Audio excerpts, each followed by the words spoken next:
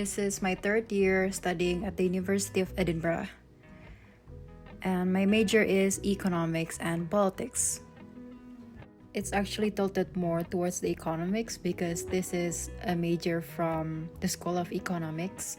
So most of my compulsory courses are related to economics, such as econometrics and microeconomics.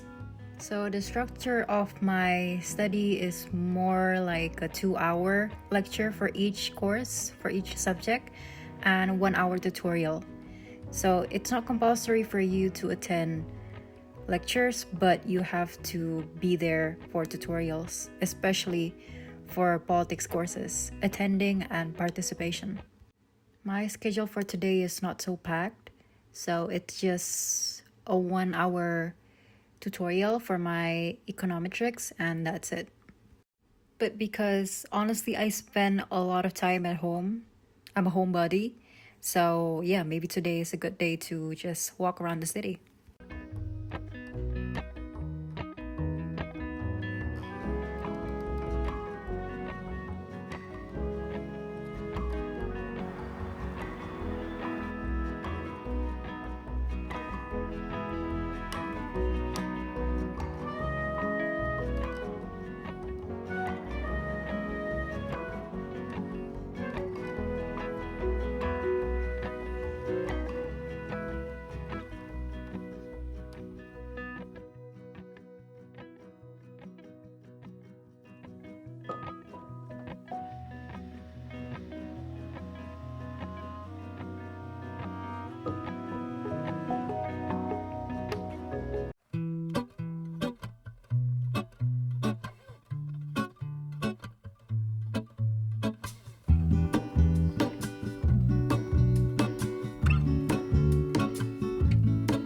There is a life I lead in this city, hurrying to cup my tea.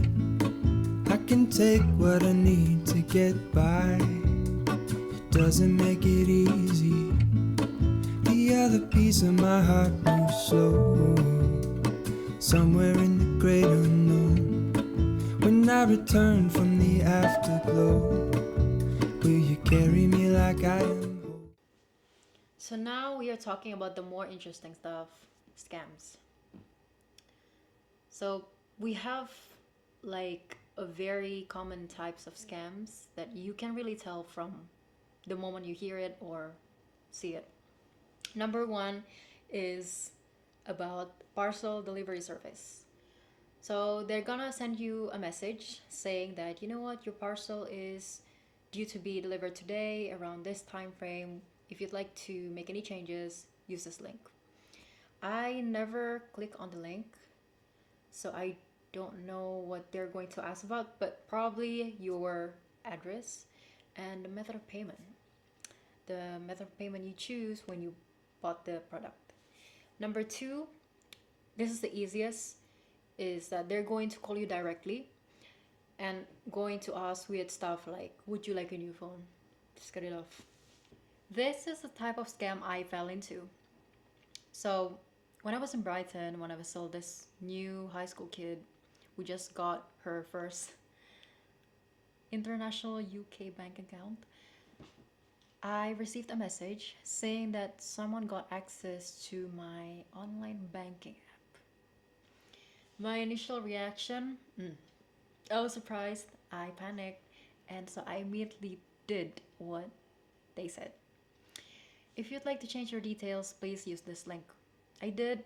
I inserted my username, old password, new password. And so a few minutes later, I got a notification that I sent £600 to this bank account. I remember it was named Kate. And a few minutes later, a few £100. So I called the bank immediately and they said, turns out we never sent you any message today. So the mistakes I made. Number one, I immediately did what they said, when in fact any sort of banks would never send any link if you'd like to change your details. So you have to do everything from your online bank app. Number two, even though the website seemed legit, The green and the font, it was just so real. The name of the website itself, it's different. May that be like a sort of misspelling or anything, you cannot believe that. And number 3, I looked at the message who sent it, bank, UK phone number. And if it's legit, your phone would have immediately told me that it's from my bank, the name of the bank itself. May that be Monzo, Barclays, Bank of Scotland. No, this one is from a UK phone number. So, yes, there's a real red flag that I didn't think about because I immediately looked at the message instead of who sent it. Put me together, take me back where I belong. I want it all. Now we're getting into monthly expenses. When I say monthly expenses, it means food, transport, gas, electricity bills, Wi-Fi, excluding rent and tuition fee. It depends on a lot of things. 1, do you live in student accommodation or private? And 2, is it self-catered or catered? Most of the time, student accommodations, they're catered, which means they're gonna cook your breakfast or breakfast and dinner. If it's self-catered, then you have to make your own food. But it's not gonna be so difficult here because they do sell a lot of ready-to-eat meals. In my case, I live in a private accommodation, so my parents pay for gas, electricity, food, and Wi-Fi. So in Edinburgh, if you live in Edinburgh and you're under 22, your transport is free. So yes, you're free to use whatever, trams or buses. The thing that makes it expensive is electricity and gas. They run out faster because we are reaching winter.